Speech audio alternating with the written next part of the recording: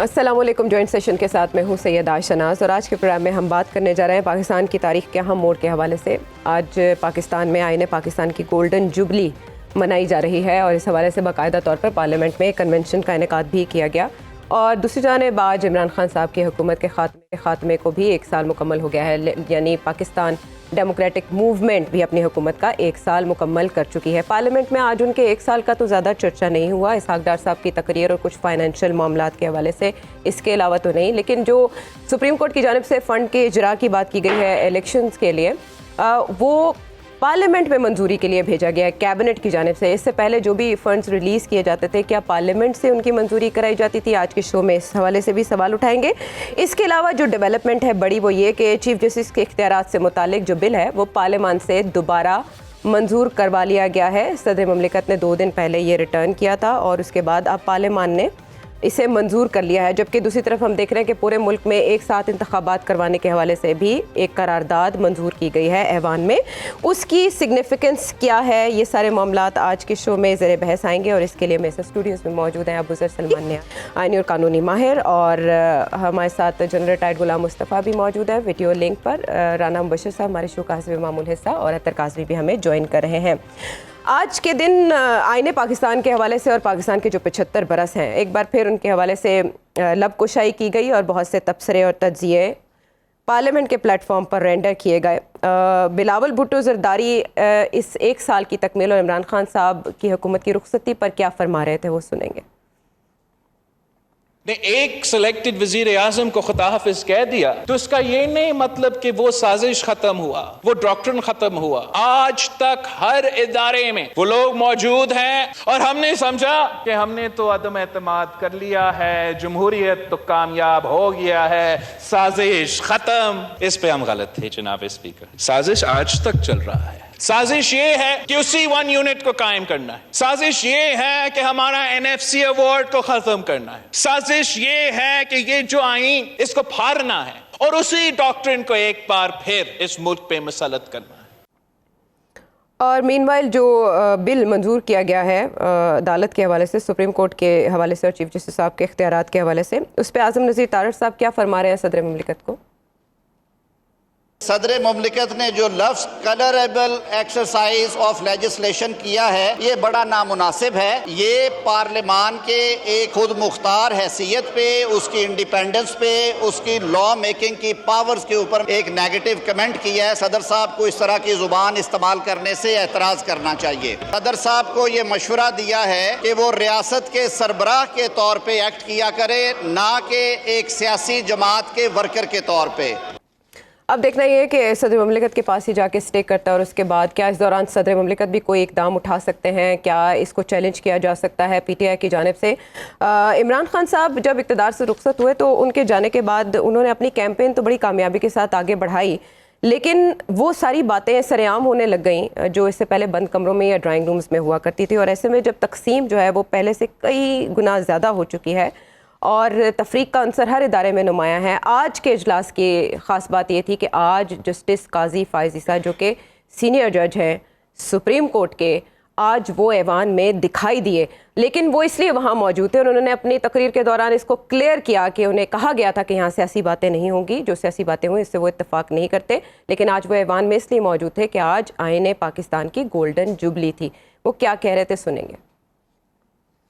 आपने पहली दफ़ा याद हमें किया तो हम हाजिर हुए, इसलिए नहीं कि मैं कुछ सियासी तकरीर करना चाहता हूँ। मैं अपने और अपने इदारे की तरफ से ये कहना चाहता हूँ कि हम इस किताब के साथ खड़े हैं। अल्लाह के साए के बाद इस किताब का साया हमारे सर पे है। इसकी जो अहमियत है उसको हमें पहचानना चाहिए और उस पर हमें अमल करना चाहिए। ठीक है, बहुत अहम अपनी जगह ये मामलात और तकारीर ज़ाहिर है अल्फाज की हद तक। लेकिन अबूज़र मैं ये जानना चाहूँगी, आज जो फ़ंड्स की मंजूरी का बिल पार्लियामेंट के रूबरू पेश किया गया, ज़ाहिर है उस पर भी कार्रवाई आगे बढ़ेगी। सुप्रीम कोर्ट को तो कल इलेक्शन कमीशन ने बताना है और फिर सुप्रीम कोर्ट का लेटर अपने इख्तियारात के हवाले से कि ये इख्तियार इलेक्शन कमीशन को दिया जाए अबाउट इलेक्शन डेट एंड फिर शेड्यूल, कितना सिग्निफिकेंट है ये? देखें, judgment of the supreme court जो होती है वो बाइंडिंग होती है on all the state organs जो आपकी होती हैं। ये बजट डिस्कस कर लें उसके अंदर पार्लियामेंट में, या ये कहीं और जाकर डिस्कस कर लें ऑर्डर है कि आपने 10 तारीख तक 20 अरब रुपए जो हैं वो रिलीज़ करने हैं। अगर आप नहीं करेंगे, इर्रिस्पेक्टिव ऑफ द फैक्ट कि कहाँ कहाँ पे पेंडिंग पड़ा इशू, जो तौहीन अदालत है वो उस दिन हो जाएगी। और अगर आज हो चुकी है, अगर पैसे रिलीज़ नहीं हुए तो अब ये सवाबदीद है सुप्रीम कोर्ट ऑफ पाकिस्तान की कि उसने अपने ऑर्डर को इम्प्लीमेंट अगर करवाना है तो तौहीन अदालत का नोटिस मेरी नज़र में आज या कल सेक्रेटरी फाइनेंस को इशू हो जाना चाहिए। और अगर सेक्रेटरी फाइनेंस जो आके ये कहते हैं कि मुझे कैबिनेट ने अप्रूवल नहीं दिया, तो फिर कैबिनेट के the PM being head of the cabinet he is responsible for it, और उनको भी नोटिस इशू हो सकता है। और इसमें हमने देखा है माजी करीब में कि यूसुफ रज़ा गिलानी साहब सुप्रीम कोर्ट का ऑर्डर इम्प्लीमेंट ना कराने की वजह से तौहीन अदालत की कार्रवाई फेस कर चुके हैं और घर भी जा चुके हैं। और अदालत बड़ी मैग्नानिमस होती है, वो इसमें जेल नहीं भेजती, नॉर्मली कहती है till rising of the court हम आपको दे रहे हैं, लेकिन 5 साल की डिस्क्वालिफिकेशन अगर वो चाहें तो वो आपको भेज भी सकते हैं 6 महीने के लिए जेल। जहाँ तक ये अब इन्होंने कोई रेजोल्यूशन भी पास की है, ये रेजोल्यूशन जो होता है उसकी कोई कानूनी हैसियत नहीं होती, ये एक पॉलिटिकल स्टेटमेंट होती है। अभी मैं एक पढ़ भी रहा था, एक साउथ अफ्रीका के सुप्रीम कोर्ट की जजमेंट, उन्होंने इसमें, हमारे यहाँ तो ऐसा इशू नहीं आया लेकिन आया तो यही होगा कि जो होता है आपका रेजोल्यूशन होती है वो किसी सुप्रीम कोर्ट के ऑर्डर को या किसी की लाइबिलिटी को वो ख़त्म नहीं कर सकती, वो जो उसकी ड्यूटी है वो उसने करना ही करना है। ठीक है। और जहाँ तक देखें, अभी ये मैं देख रहा था, पहले बिलावल साहब ने भी एक आइन की वो छोटी किताब होती है, पॉकेट वर्जन मेरे पास भी है, वो पकड़ा हुआ था, उसका कह रहे थे कि हम इसके जामिन हैं, हम इसको डिफेंड करेंगे। फिर हमारे माशाल्लाह से जज साहब, जिनको इधर नहीं बैठना चाहिए वैसे, लेकिन वो उधर बैठे हुए थे, वो भी तकरीर में कह रहे थे कि हम भी इसके जामिन हैं, लेकिन इसके अंदर एक पेज पे जाएं, आगे पेज 100 पे एक आर्टिकल लिखा हुआ है 224, अच्छा, और साथ एक पेज पे 105 भी लिखा हुआ है। हाँ। उसको कम से कम इम्प्लीमेंट कराएं। आप अगर नहीं कराएंगे तो आपको कोई जामिन नहीं मानेगा आइन का कल को। हाँ। तो इस वजह से action speak louder than words. हाँ। अगर सुप्रीम कोर्ट के 3-4 जजेस जिस वक्त जिसको वो फेस कर रहे हैं वो क्रिटिसाइज हो रहे हैं उधर उसी पार्लियामेंट के अंदर, और हमारे एक सिटिंग जज उधर ही बैठे हुए हैं, तो this is even violation of article 5 of the code of conduct of the जजेस जो है हमारा, वो कहता है कि जज should not get involved in political controversies and he should not seek publicity. Okay, what about Saqib Nisar then? तो अब आपने साकिब निसार साहब के बेंचमार्क पे इनको नहीं, लेकिन मैं कह रही हूँ कि वो तो सिंपोजियम में भी चले जाते थे वज़ीर आज़म के इनविटेशन पे, इधर तो इनविटेशन सभी को भेजा गया था। बिल्कुल नहीं जाना चाहिए, नहीं, आपका काम नहीं है। देखें, आइन बड़ा 3 तरीकों से आपको डिवाइड करता है, एग्जीक्यूटिव, पार्लियामेंट, जुडिशरी। इन तीनों का एक दूसरे की दोस्ती जब होने लग जाए इन तीनों इदारों की, तो समझें कि जो at the end of the day जो सफ़र करता है वो है आपके जो पब्लिक होती है। क्यों?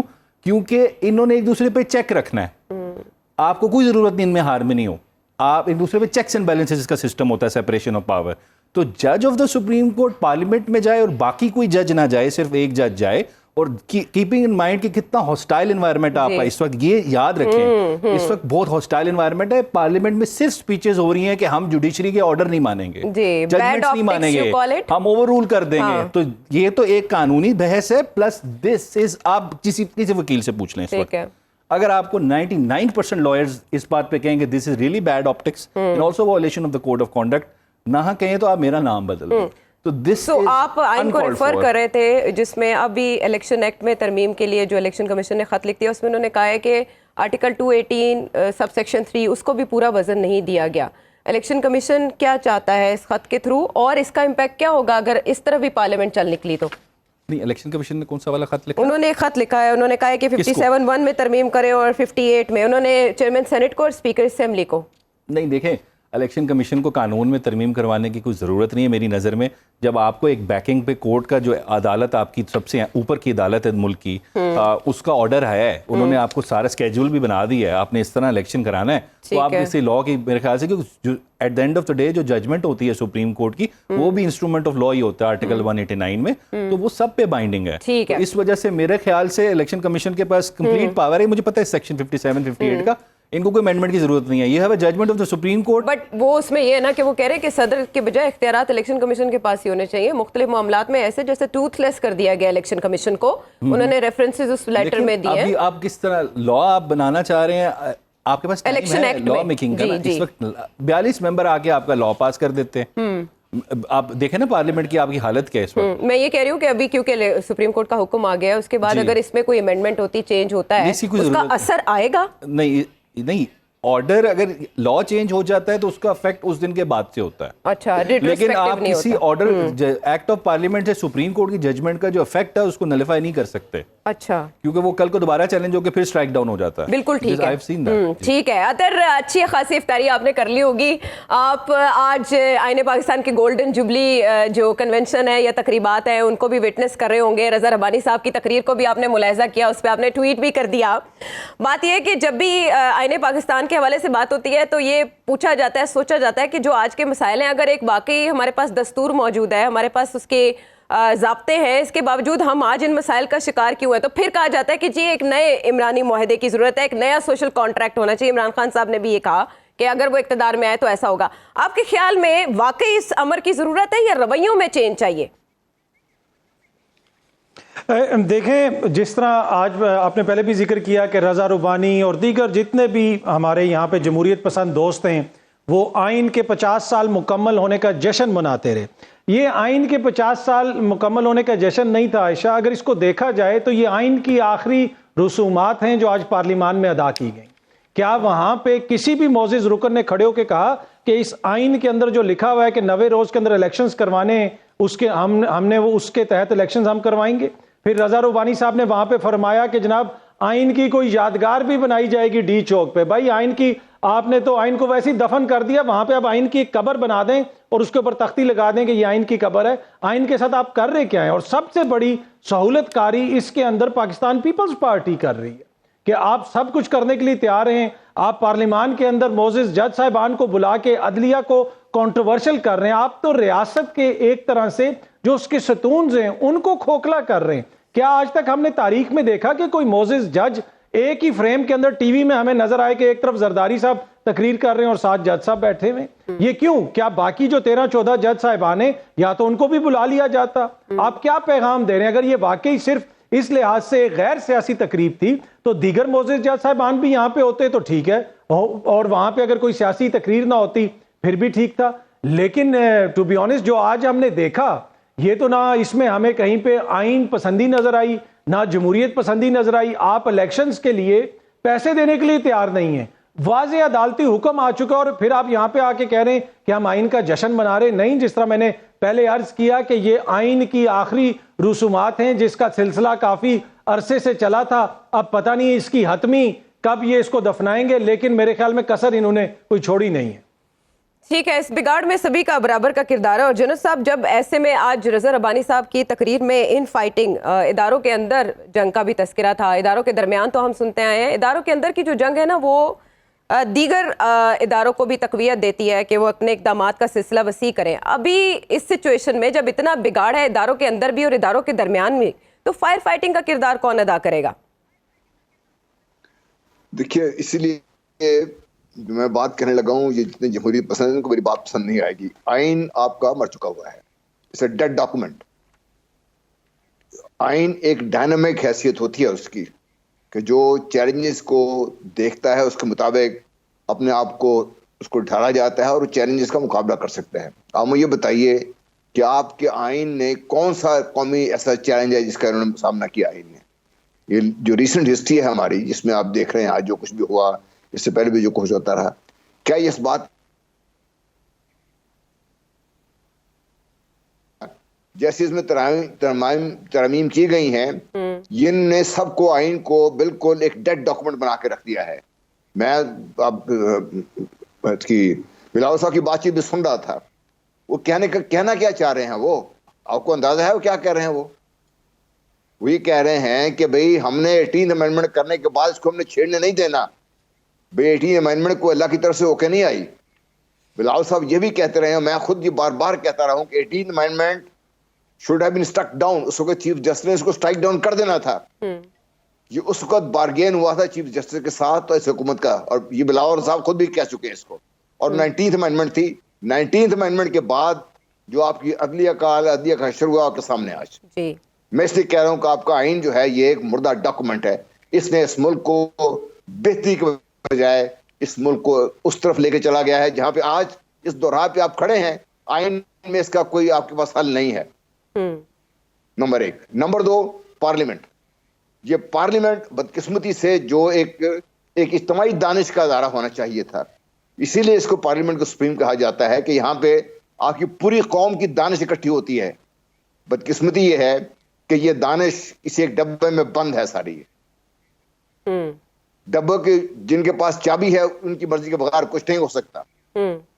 अभी ये बात हो रही थी आज के, अगर ये हमारी ये इज्तिमाई दानिश बोल रही होती तो यही रज़ा रब्बानी साहब जो हमें जमहूरियत का लेक्चर देते हुए नहीं थकते, ये खड़े होकर बात करते ना कि आइन में दिया गया है कि सूबाई असम्बलियां रिजॉल्व हुई हैं, इसके 90 दिन के अंदर इलेक्शन होना है, हम क्यों नहीं कर रहे? चीफ जस्टिस ऑफ पाकिस्तान की सुप्रीम कोर्ट ने हुक्म दिया है कि आपने पैसे देने हैं। अगले दिन प्राइम मिनिस्टर ऑफ पाकिस्तान बगैर किसी के पूछे, बगैर किसी की इजाजत, जैसे उनका ये बादशाह है वो। राना साहब, मैं आपकी तरफ आऊंगी क्योंकि सिलसिला इसी बात का छिड़ गया, जो ताज़ा तरीन अब डेवलपमेंट होने जा रही है कि ज़ाहिर है सेक्रेटरी जो ख़जाना है वो तो अमेरिका है, मुज़ाकरात के सिलसिले में ऐसी इत्तलात हैं, लेकिन अदालत को तो इलेक्शन कमीशन ने बताना है कि फ़ंड्स के लिए अब पार्लियामेंट के रूबरू है ये मामला कि फ़ंड्स रिलीज़ किए जाएँ या नहीं। आप क्या पेशरफ्त होती देख रहे हैं? क्यूरेटिव रिव्यू आज उस पर भी फैसला महफूज कर लिया गया, यानी कि अदालत के अपने मामलात भी अदालत के रूबरू हैं और कुछ ऐसे मामलात इलेक्शन के हवाले से भी रूबरू हैं। सो क्या डेवलपमेंट होने जा रही है राना साहब?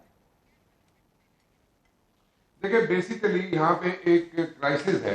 पहले तो हमने देखा पॉलिटिकल क्राइसिस, फिर इकोनॉमिक क्राइसिस उसके साथ साथ चल रहा था, और अब जनाब एक कॉन्स्टिट्यूशनल क्राइसिस है। हमने आज तक ये नहीं देखा जो कुछ आज हो रहा है इसमें।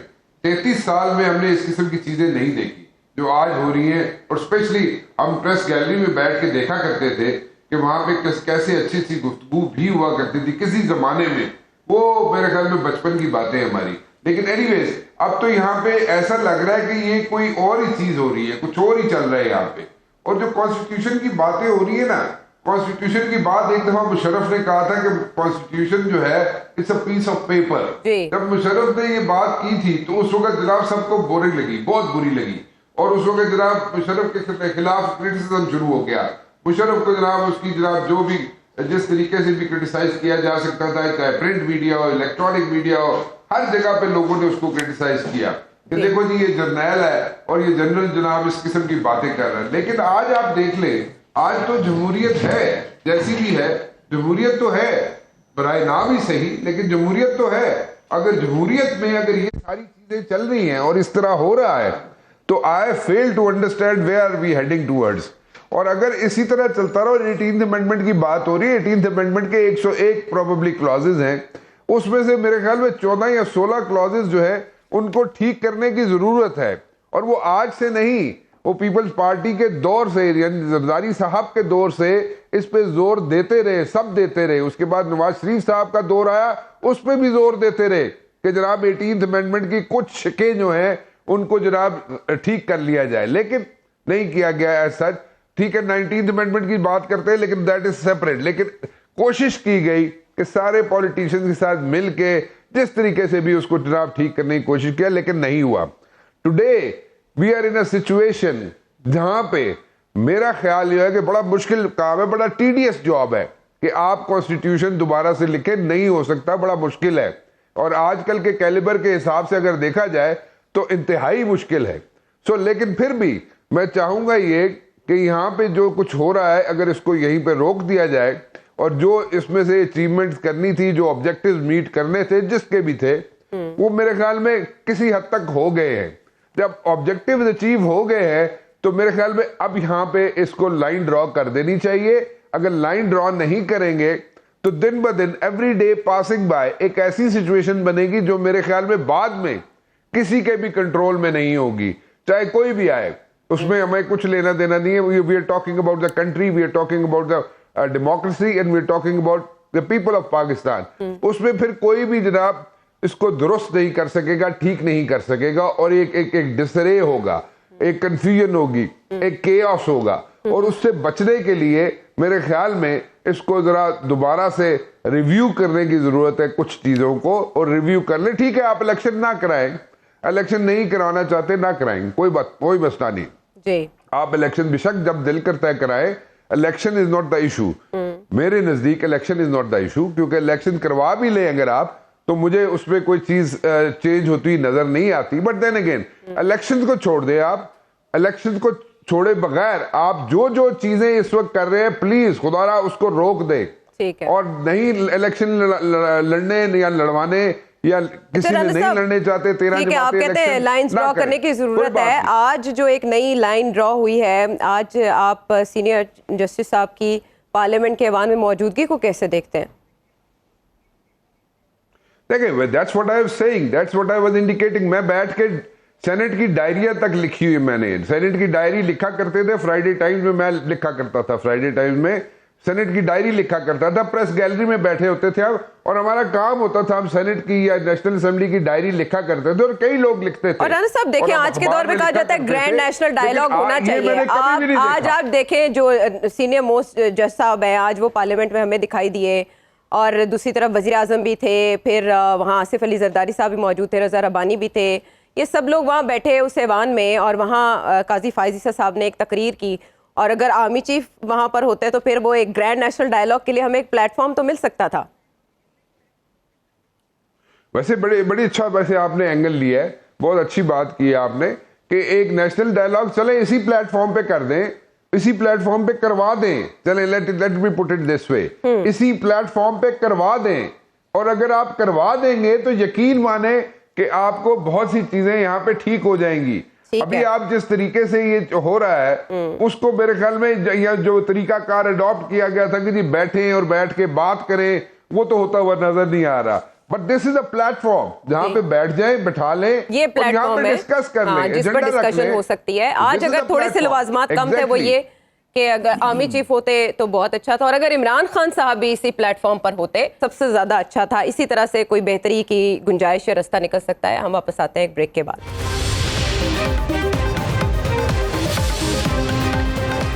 Welcome back to the show. अच्छा, मुझे 2-3 सवाल आपसे करने हैं, लेकिन उसमें सबसे अहम बात यह कि चीफ जस्टिस साहब को हाउस एंड ऑर्डर का कहा गया था, बार बार कहा गया, और उसमें हमने देखा कि उन्होंने सीनियर जजेस से भी मुलाकातें की, और जो बेंचेस की फॉर्मेशन है वो भी हमें बड़ी दिलचस्प दिखाई दी है।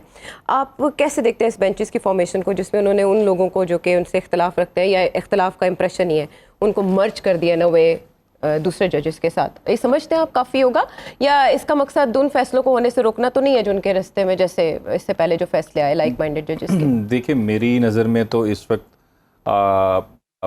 चीफ साहब, मेरे ख्याल से बंदयाल साहब बड़े धीमे मिजाज के इंसान हैं। अगर वो इन हाउस अपना और जो हाउस एंड ऑर्डर नहीं कर सकते तो फिर कोई चीफ जस्टिस भी आने वाला नहीं कर सकता। इस वजह से देखें, डिवाइड बहुत क्लियर है, आपको साफ नज़र आ रहा है। और जो है मेरे ख्याल से तो 8-7 की डिवाइड है, क्योंकि वो आपने 6 मेंबर बेंच जब देखा था बना था, वो साथ 2 और ऐड कर लें आप, चीफ जस्टिस साहब और शाहिद वहीद साहब जो हैं, तो मेरे ख्याल से तो 8-7 की डिवाइड है। अब ये अल्लाह करे आइडियोलॉजिकली नज़रियाती डिवाइड हो, कोई और इसकी और वजह ना हो। अगर कोई और वजह हुई तो फिर तो मुझे चीज़ें ठीक होते हुए नज़र नहीं आ रही। लेकिन इसलिए तो सारे कह रहे थे कि भाई फुल कोर्ट भी तो विन विन है उनके लिए, लेकिन उससे गुरेज करते रहे चीफ जस्टिस साहब, हालांकि वो भी विन विन है। बिल्कुल बिल्कुल, मैंने तो पहले भी कहा था फुल कोर्ट बना दें, लेकिन देखिए अब एक ऑर्डर आ गया, जजमेंट आ गई है, तो वो सुप्रीम कोर्ट की जजमेंट 3 मेंबर की हो कि 15 मेंबर्स की हो, वो जजमेंट ही होती है। उसको अगर आप नहीं फॉलो करते तो आप पे कंटेम्प्ट लगती है। अच्छा, इसमें ना रेटरिक के लिए बड़ा जो अहम हो रहा है वो ये कि जी एक पिटीशन आ गई, एक चीफ जस्टिस साहब के खिलाफ एक दरख्वास्त दे दी शहरी ने, और उन्होंने ये कहा है मिसकंडक्ट है, ये वो इस तरह चल रहा है सोशल मीडिया के ऊपर। क्वेश्चन मेरा ये है कि जो 4 जजेस के इख्तलाफी नोट है वो बुनियाद बन सकते हैं किसी रेफरेंस की?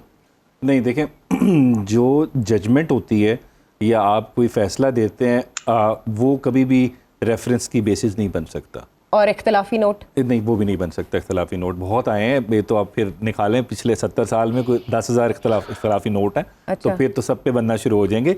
अगर आपने फैसला, मैं बताता हूँ आपको, अगर फैसला मैं मान लूँ एक जज ने एक फैसला गैर कानूनी फैसला दिया, गैर आईनी फैसला दिया, तो उसका तरीका यही होता है कि आप उसके खिलाफ अपील फाइल करें। ना आप उससे लड़ सकते हैं और ना आप उसके खिलाफ रेफरेंस फाइल कर सकते हैं। अगर ये आना शुरू हो जाए, क्योंकि इंसान है, गलती तो कर सकता है, तो फिर कोई जज फैसला ही नहीं करेगा कि अगर मेरा गलत फैसला हो गया, इसकी भी फिलॉसफी ये होती है, मेरा गलत फैसला हो गया तो मेरे खिलाफ रेफरेंस आ सकता है, तो मेरा आप जुडिशरी काम नहीं कर सकते। हाँ, इस वजह से ये पॉइंट बड़ा, इसका बेसलाइन आपने क्लियर कर दिया। अच्छा, क्यूरेटिव रिव्यू आज जिस पे फैसला महफूज हुआ, उस पे भी समझते हैं आपके कोई नया रास्ता, नया बाब खुल सकता है, रेफरेंस बहाल हो सकता है, या दैट्स केस? क्यूरेटिव रिव्यू आपको वैसे है आइडिया होता है? जी, आई नो इंडिया में उसका ऑप्शन है ना कि दोबारा नजरसानी हो सकती है, लेकिन फैमिली लॉ के केस में था जी। जब एक रिव्यू, वैसे हमारे कानून में है कि एक ही रिव्यू होता है जजमेंट का, फिर उसके बाद सेकंड रिव्यू को हम क्यूरेटिव रिव्यू कहते हैं।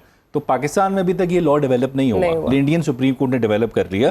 तो जो लोग चाहते थे कादी साहब को निकालना, उन्होंने एक क्यूरेटिव रिव्यू भी फाइल किया था जी। बड़े तो एक्टिव अब पता नहीं वो लोग शायद नहीं चाहते, तो वो वापस लेना चाह रहे हैं। तो ये वापस लेने का तरीका होता है, एप्लीकेशन देते हैं, उसमें हियरिंग होती है, फिर मेरे ख्याल से ये इतना कोई इशू नहीं है, हो जाएगा वापस, या कोई नुक्ता निकल सकता है? नहीं, मेरे ख्याल से ये बंदयाल साहब, मेरे ख्याल से उनको ये वापस करना चाहिए। जिसने फाइल किया तो उसका हक होता है, वो विड्रॉ करे, आप उसको रोक नहीं सकते।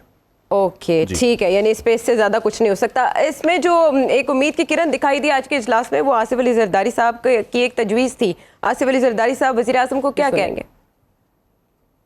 मेरे ये तवील सफर में सर, मैंने बड़े बड़े ऊंच नीच के मकाम देखे। कॉन्स्टिट्यूशन को कुछ नहीं होगा, ना किसी को हम कुछ खिलवाड़ करने देंगे। मैं अपनी छोटी जनरेशन को नहीं छोड़ के जाऊंगा टूटा हुआ पाकिस्तान, मैं उनको पूरा पाकिस्तान देखूंगा। I believe, Pakistan People's Party believes, we cannot go in for a chaos situation. So yes, we can request the Prime Minister for a dialogue with the opposition, with anybody he wants to, but they have to come to him. He is the Prime Minister. कैसे देखते हैं आप इस तजवीज़ को? एक तो ये कि इसमें कोई कंडीशंस पहले से अप्लाइड नहीं होनी चाहिए, सदर साहब, साबिक सदर साहब ये कह रहे हैं, और ये कि अपोजिशन खुद आए वज़ीर आज़म पाकिस्तान के पास, क्योंकि वो वज़ीर आज़म है। ये काबिल अमल, काबिल कबूल है पाकिस्तान तहरीक इंसाफ के लिए इस माहौल में, जो कि पहले ये इरादा जाहिर कर रही है कि मुज़ाकरात होने चाहिए। अतर देखिए, टू बी ऑनेस्ट, आज जो कुछ असेंबली के अंदर हुआ और जो आपने अभी जरदारी साहब की शॉर्ट सुनाई, इस सारी गेम के डायरेक्टर, जो मेन डायरेक्टर हैं, वो पाकिस्तान पीपल्स पार्टी और आसिफ अली जरदारी हैं। आज जो इन्होंने ये तजवीज़ दी है, क्या इसमें कोई ऐसी चीज़ है जो नई चीज़ हो, कोई जिसमें बताया गया हो कि जनाब ये किया जा सकता है जो गुज़िश्ता 1 साल के दौरान नहीं किया गया? आज वो मुस्तकबिल के चीफ जस्टिस को साथ बैठा के अपने मनी लॉन्ड्रिंग और पता नहीं कौन कौन से केस के ऊपर वो दलाइल देते रहे, अदलिया जजों पे तनकीद करते रहे। क्या इस तरह आप एक कौम को जोड़ते हैं? देखिए, वहां पे तो जिस किस्म की तकारीर की गई, जिस किस्म का माहौल था, ना ये इस वक्त नुमाइंदा पार्लियामान है जिसमें 40-50% आवाम का तो नुमाइंदा ही वहां पे नहीं है। दूसरी बात यह है कि हुकूमती जो अराकीन हैं वो मोज़ेस चीफ जस्टिस साहब के हवाले से क्या जुबान इस्तेमाल कर रहे हैं। अब मैं वो तो जुबान यहाँ पे हम रिपीट भी नहीं कर सकते, दुश्नाम तराजी तक वो कर रहे हैं, वीडियोस वायरल हुई हुई हैं, हैशटैग इस तरह के चलाए जा रहे हैं। और ऐसे मौके पे आप कहें कि जी ऑपोजिशन आके हमसे मिले, यहाँ पे कोई ऑपोजिशन का बहरान नहीं है, यहाँ पे किसी नेशनल डायलॉग की जरूरत नहीं है, यहाँ पे सब कुछ मौजूद है। मसला ये है जो अवाम को समझने की जरूरत है कि इस वक्त आसिफ अली जरदारी साहब अपने बेटे का इक़्तिदार बचाने के लिए, अपनी आने वाली नस्लों के इक़्तिदार बचाने के लिए आइन को दाव पे लगा रहे हैं। और वो ये कह रहे हैं कि आइन के अंदर जो वाज़ेह तौर पे लिखा हुआ है कि इंतखाबात होने 90 रोज में, वो हमने नहीं करवाने, जाओ कर लो जो करना है। तो ये बुनियादी तौर पे आज आइन को वहां पे मुंह चढ़ाया गया, रियासत को मुंह चढ़ाया गया, और जो पाकिस्तान की अवाम है, करोड़ों अवाम जिनका वोट का राइट इन लोगों ने रोक के रखा हुआ है, उन सब को मुंह चढ़ाया। और ये सब कुछ हुआ जमहूरियत के नाम पे। जी, इसमें एक चीज अथर साहब कह रहे थे कि ये फिल्म के डायरेक्टर जो हैं वो पाकिस्तान पीपल्स पार्टी है। तो इसमें देखिए, एक फिल्म का डायरेक्टर होता है, एक प्रोड्यूसर भी होता है। प्रोड्यूसर जो है जिसके पैसे लगे होते हैं वो पाकिस्तान मुस्लिम लीग नून है। डायरेक्टर का कोई नुकसान नहीं होता, नुकसान सारा प्रोड्यूसर को होता है आखिर में। बहुत खूब, इन दोनों ने, आप दोनों ने ना मरकजी स्टेक होल्डर को निकाल दिया फिल्म से बाहर। जी जी, एक चीज देखिए, आप ऑप्टिक्स की बात कर रही थी ना, उसमें ऑप्टिक्स की बात कर रही थी एक सलमान भाई, उसमें होता ये है कि प्रोड्यूसर ने फेंकना होता है पैसा, पर क्रिएटिव दिमाग चाहिए होता है डायरेक्टर के लिए। लेकिन नुकसान जब फिल्म फ्लॉप होती है तो नुकसान डायरेक्टर का नहीं होता, प्रोड्यूसर को होता है नुकसान सारा। और ये बात बिल्कुल ठीक है कि मुस्लिम लीग नून इसीलिए हिचकिचा रही है इलेक्शंस में जाने से कि उनका हर तरह से दाव पर लगा है। तो फिर एक बार फिर सवाल वहीं पर कि इलेक्शंस होंगे या नहीं, और उससे बड़ा सवाल ये कि कल सुप्रीम कोर्ट के रूबरू क्या होगा। ब्रेक के बाद आते हैं वापस।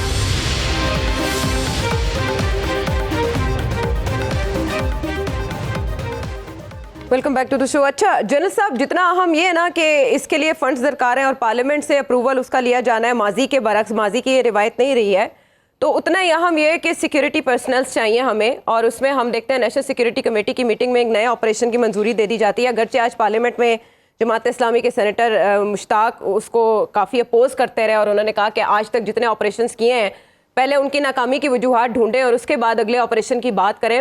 वज़ीरिस्तान के लोग इसके लिए बिल्कुल रेडी नहीं हैं और ये ऑपरेशन नहीं होने दिया जाएगा। नहीं होने देंगे और नहीं होना चाहिए। आपके ख्याल में एक तरफ इलेक्शंस के हवाले से सुप्रीम कोर्ट का हुक्म और दूसरी तरफ इस ऑपरेशन की मंजूरी, इसकी कितनी अहमियत है, टाइमिंग कितनी अहम है?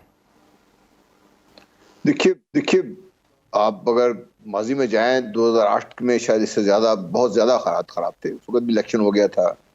2013 में हालात ठीक नहीं थे, इलेक्शन तभी हो गया था। 2018 में तो बाकायदा उस वक्त जो आर्मी के रिजर्विस्ट हैं जो रिटायर हो जाते हैं लेकिन उनकी एज एक सर्टन एज तक और एक सर्टन रैंक तक जो लोग हैं उनको वापस फौज में जब भी जरूरत हो बुलाया जा सकता है। रिजर्विस्ट को बुलाया गया था 80,000 के करीब मेरा ख्याल है, उनसे ये ड्यूटी ली गई थी। तो ये तो इलेक्शन का तो 2 दिन का काम है, एट बेस्ट 3 डेज। एक दिन आएंगे, ड्यूटी संभालेंगे, इलेक्शन कराएंगे, अगले दिन वापस चले जाएंगे। अच्छा। और दूसरी चीज जहां तक ऑपरेशन का ताल्लुक है ना, कि ऑपरेशन अभी उस किस्म का ऑपरेशन जब हम देख रहे थे कि जैसे स्वात का ऑपरेशन क्लियरेंस थी, जैसे कि स्वात क्लियर हुआ था, उसके बाद बाकी जो एजेंसी क्लियर हुई थी जो आजकल पाकिस्तान के हिस्सा बन गई हैं, और फिर हम साउथ वजीरिस्तान का ऑपरेशन था, नॉर्थ वजीरिस्तान का ऑपरेशन था, ज़ब था, उस किस्म का ऑपरेशन की भी हम बात नहीं कर रहे। मेरा ख्याल नहीं अभी फौज कर सकती है, क्योंकि वो ऑपरेशन बजाते खुद ये जो हम खर्चे की बात करते हैं वो बेइंतहा कॉस्टली है इस किस्म का operation, in terms of money, in terms of time and also in terms of human life. तो वो बार बार नहीं किए जा सकते ऑपरेशन इस किस्म के। अब ऑपरेशन जारी है। पाकिस्तान के फौज, पाकिस्तान के जो लॉ एनफोर्समेंट एजेंसीज हैं, पुलिस है, वो बाकायदा इस वक्त हालत जंग में है। वो हर वक्त हालत जंग में इसलिए है कि दहशतगर्द जिसको जिस तरीके से भी सर उठाया है जब से ये पिछले 1 साल से, तो आप देखिए रोज के हिसाब से 3 से 4 दिन कोई ना कोई हादसा हो जाता है। हमारे जवान अपनी जानें कुर्बान कर रहे हैं, पुलिस वाले अपनी कुर्बानी दे रहे हैं जानों की। तो ये तो चल रहा है ये ऑपरेशन, और ये इंटेलिजेंस बेस्ड ऑपरेशन हो रहे हैं, होते रहेंगे, क्योंकि दहशतगर्दी एक नासूर ऐसा है, और पाकिस्तान जिस जगह पे वाक़या है, जो पाकिस्तान के दुश्मन जिस तरीके से, और फिर पाकिस्तान को अंदर से जिस तरीके से हम उनकी सहूलतकारी कर रहे हैं, तो उसकी वजह से दहशतगर्दी से जान छुड़ाना इतना आसान नहीं होगा। और मैं यहाँ ये कहने में भी मुझे कोई आर नहीं है, अगर आपने दहशतगर्दी से पीछा छुड़ाना है तो सबसे पहले अपने आप को पॉलिटिकल स्टेबल करें। पॉलिटिकल बैकिंग होगी तो फौज का ऑपरेशन भी कामयाब होगा। देखिए कोई फौज अपने बलबूते पर नहीं लड़ती, कौम लड़ती है। जब तक पूरी कौम फौज के साथ इस तरीके से खड़ी नहीं होगी जिस तरीके से 2008 में थी, जैसे होगी, आज आप देखिए तो हमारे माशरे में डिवाइड है इस वक्त। आज असेंबली में बाकायदा बात हो गई ना असेंबली में, मैं तो जो हुकूमत के जो इत्तेहादी थे उनसे बात भी सुन रहा था, उन्होंने भी कहा नहीं होना चाहिए ऑपरेशन। ऐसे हालात में ऑपरेशन पे ले जाने के लिए ये सिर्फ काफी नहीं है कि आप नेशनल सिक्योरिटी कमेटी की मीटिंग से एक बात हो जाए, ये भी फिर आपको असेंबली में लेके जाना पड़ेगा। उसके लिए आपको पैसे कहाँ से आएंगे, और देखिए आप किस कॉस्ट पे क्या काम करना चाहते हैं, that is the important thing आपके लिए। मैं देखिए मेरी हो सकता है मेरी सोच गलत हो, लेकिन मैं ये समझता हूं अगर आपने दहशतगर्दी से लड़ना है तब भी आपको यकसुई चाहिए, और यकसुई तभी होगी जब आप कम से कम इस सारे हंगामे में जो चीज इमीडिएटली सेटल हो सकती है उसको सेटल कर रहे हैं। वो है आपकी सियासी अबतरी को आप सेटल की तरफ लेके जा सकते हैं। इलेक्शन से मसला हल नहीं होगा, लेकिन इलेक्शन से आप मसले की हल की तरफ चल पड़ेंगे जी, ठीक है। और इसका फायदा ये होगा कि आपके सारे लोग इसमें एंगेज हो जाएंगे, और उसके बाद जब इकट्ठे होंगे लोग बैठेंगे मिलके, तो बहुत सारी इसमें मसाइल का बहुत बड़ा हल निकल सकता है इसमें। हाँ, मैं ये एक 2 चीजें और आपसे कहना चाहता हूँ जो पिछली दफा मेरे ख्याल बात नहीं हो सकी थी। काजी फाइज ईसा साहब had no business being in the house today. इनको इनवाइट करना भी मैं समझता हूँ बहुत गलत था, और बड़ा गलत तासुर किया है इससे। ऑन गोइंग जो बैकड्रॉप में जो चीज चल रही है उसके अगर आप बैकड्रॉप में देखें तो ये बहुत गलत तासुर किया है। कम से कम मैं समझता हूँ कि ये नहीं होना चाहिए था। काजी साहब खुद नहीं आना चाहिए था, जिन्होंने इन्वाइट क्यों इन्वाइट नहीं करना चाहिए था। करते तो पूरे सुप्रीम कोर्ट का करते हैं, चीफ जस्टिस आते तब बात बनती है इसके लिए। दूसरी चीज मैं बात ही करता हूँ, देखिए हमारी जो कौमी असम्बली है जिसके ऊपर इतना हम पैसा खर्च करते हैं, जिस सिवान को हम कहते हैं पार्लियामेंट सुप्रीम है, मैं चाहता हूँ मेरी पार्लियामेंट सुप्रीम हो, तब सुप्रीम होगी जब पार्लियामेंट को आप आजाद कर देंगे। पार्लियामेंट आजाद नहीं है आपकी, 3 या 4 अफराद पार्लियामेंट कंट्रोल करते हैं, उनकी मर्जी के बगैर पार्लियामेंट में ना कानून साजी हो सकती है ना कोई बात हो सकती है। वो चाहे गलत चाहे वो कानून पास होते हैं, जो चाहे वो होता है वहां पे उस वक्त। बिल्कुल ठीक। कोई जो इज्तिमाई शऊर जब मेरे कौम का इज्तिमाई शऊर ये तो नहीं है कि अपने आइन के खुद ही हम उसको अपने पांव तले लौंगते रहें। ठीक है। इसी बुनियाद पे आमरों को तनकीद का निशाना बनाया जाता ना कि वो रद्दी का टुकड़ा समझते हैं आइन को, लेकिन सियासी जमातों को भी हम देखते हैं तो जो उनके लीडर्स हैं वो बादशाह होने का रवैया इख्तियार करते हैं जब वो इक़्तिदार में आ जाते हैं, और फिर जमहूरियत के लिबादे में एक तरह से डिक्टेटरशिप ही चलती है, जिसकी वजह से हम पार्लियामेंट की वो अमलदारी आज तक देख नहीं सके। अच्छा राना साहब, आज आसिफ अली जरदारी साहब ने भी कहा, मिसालें दी कि फ़लाना मुल्क फ़लां भी डिफ़ॉल्ट हुआ था, इंडिया के पास भी इस साल में इतने पैसे थे और उसके बाद उन्हें भी लोन लेना पड़ा, और पाकिस्तान के डिफ़ॉल्ट होने के हवाले से उन्होंने तसल्लियाँ करवाईं। हमने ये देखा इसहाक डार साहब के अमेरिका जाने की इत्तलात थी, फिर अचानक दौरा मनसूख हो गया। इसके रीज़न्स पॉलिटिकल हैं या कुछ और रीज़न्स हैं दरपर्दा जो आवाम को अभी तक नहीं बताए जा रहे?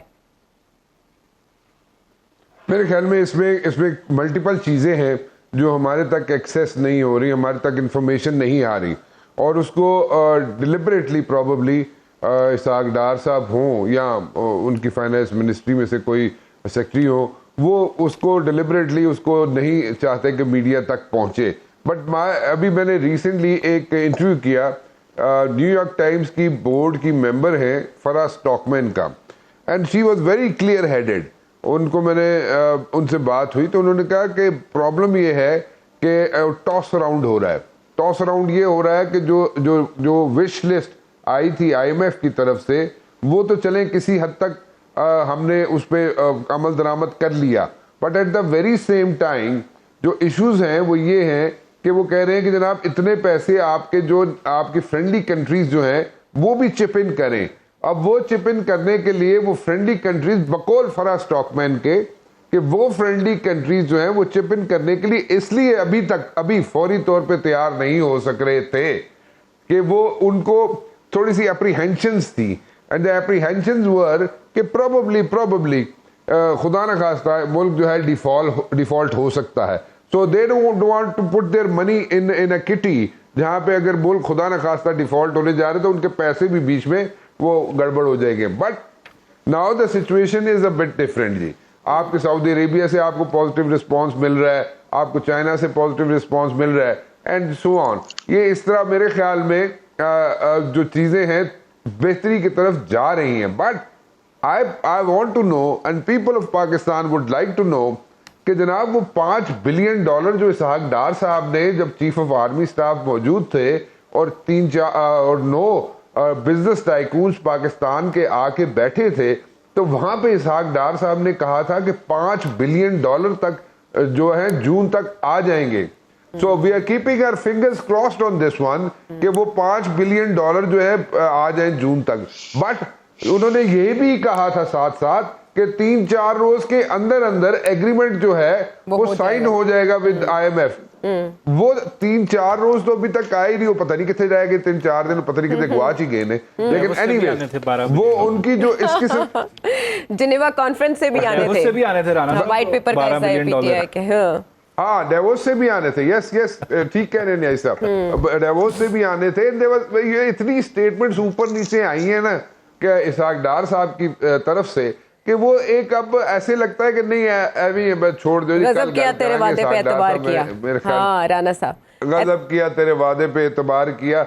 बस इस तरह ही होता है साढ़े नाल। आ रहे हैं डॉलर आ रहे हैं तो कह रहे हैं डॉलर आ रहे हैं, पता नहीं कितने आ रहे हैं, ये नहीं पता। लेकिन एनीवेज मेरे ख्याल है वो नेक्स्ट टाइम प्रोग्राम में वो डॉलर गन लेकर आएंगे, उससे डॉलर फायर करेंगे और इसी तरह डॉलर आएंगे। वैसे तो दिखाई नहीं दी है अभी। इसी का इंतजार है कि IMF के साथ डील कब फाइनल होती है और इसी के पस पर्दा क्या हकायक हो सकते हैं। आने वाले प्रोग्राम्स में इस पर बात करते रहेंगे। अल्लाह ने के बाद।